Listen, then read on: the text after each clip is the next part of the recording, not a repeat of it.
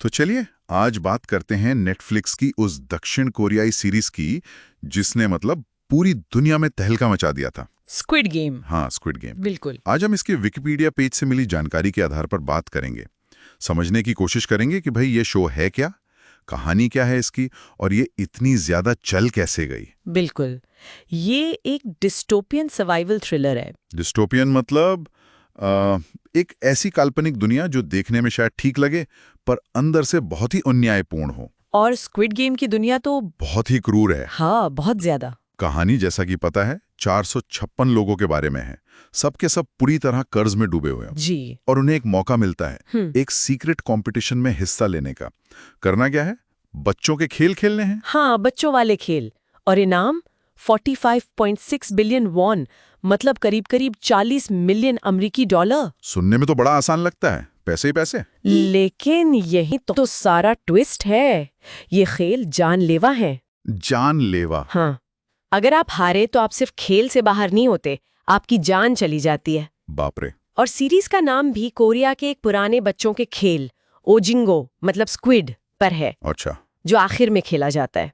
कहानी का जो मेन कैरेक्टर है सियोंग गेहुन। हाँ। एक जुआरी है, कर्ज में डूबा हुआ बाप। हाँ। गेहुन। यस। वो पहला सीजन जीत जाता है, पर क्या उसे शांति मिलती है? शायद नहीं। लगता तो नहीं, क्योंकि दूसरे सीजन में तो वो बदला लेने और इस पूरे खेल को खत्म करने के इरादे से वापस आता है ना। बिल्कुल। और उसके अलावा भी कई अहम किरदार हैं। हाँ। जैसे वो रहस्यमयी फ्रंटमैन जो खेल चलाता है। हाँ, और उसका पुलिस वाला भाई ह्वांग जुन हो। हाँ। वो अपने भाई को ढूंढने के चक्कर में खेल में घुस जाता है। सही। और फिर गेहून के साथी खिलाड़ी, उसका बचपन का दोस्त चो सांग-वू।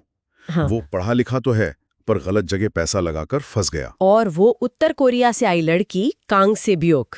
हाँ, कांग सेब्योक। हाँ। वो अपने परिवार के लिए पैसे जीतना चाहती है।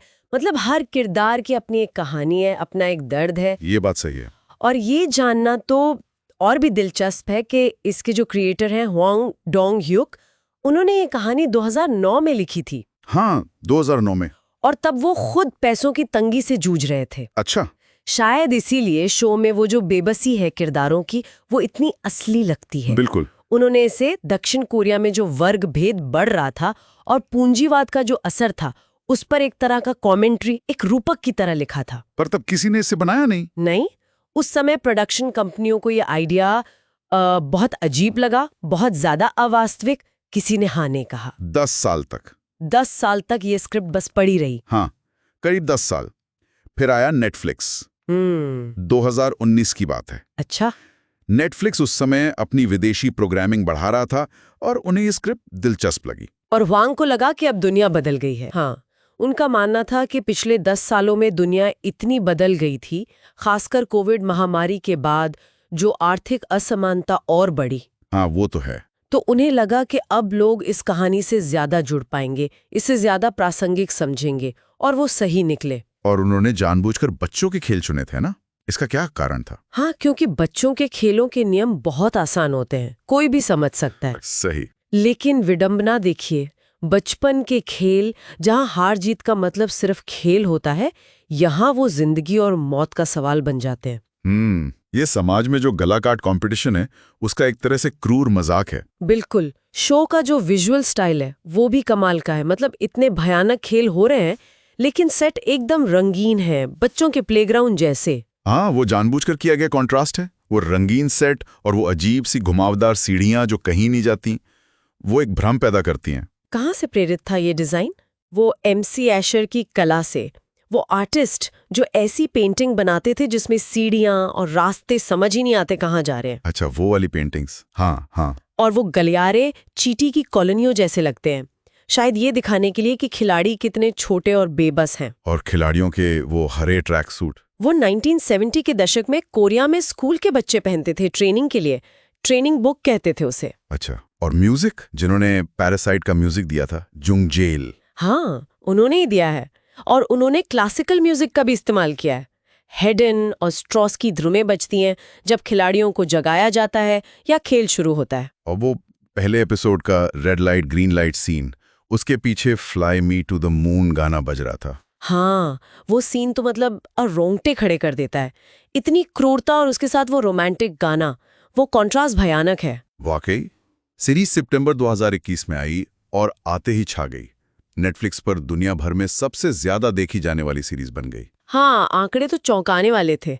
पहले 28 दिनों में ही 1.65 बिलियन घंटे से ज्यादा देखा गया। 1.65 बिलियन घंटे, ये तो बहुत ही ज्यादा है। और सिर्फ लोगों ने पसंद नहीं किया, क्रिटिक्स ने भी बहुत सराहा। कई बड़े अवार्ड्स मिले, 6 प्राइम टाइम एमी अवार्ड्स। और सैग अवार्ड्स में तो इसने इतिहास ही बना दिया इसने। हाँ बिल्कुल, सैग अवार्ड जीतने वाली पहले गैर अंग्रेजी भाषा की सीरीज बनी। इसने जो कोरियन वेव चल रही है, मतलब दुनिया भर में कोरियाई कल्चर का जो प्रभाव बढ़ रहा है, उसको और भी मजबूत किया। तो ये थी स्क्विड गेम की कहानी। एक इंसान के अपने संघर्ष से निकली हुई कहानी जो पूरी दुनिया में फैल गई और जिसने पूंजीवाद, नैतिकता, समाज में जो असमानता है, उस पर एक बड़ी बहस छेड़ दी।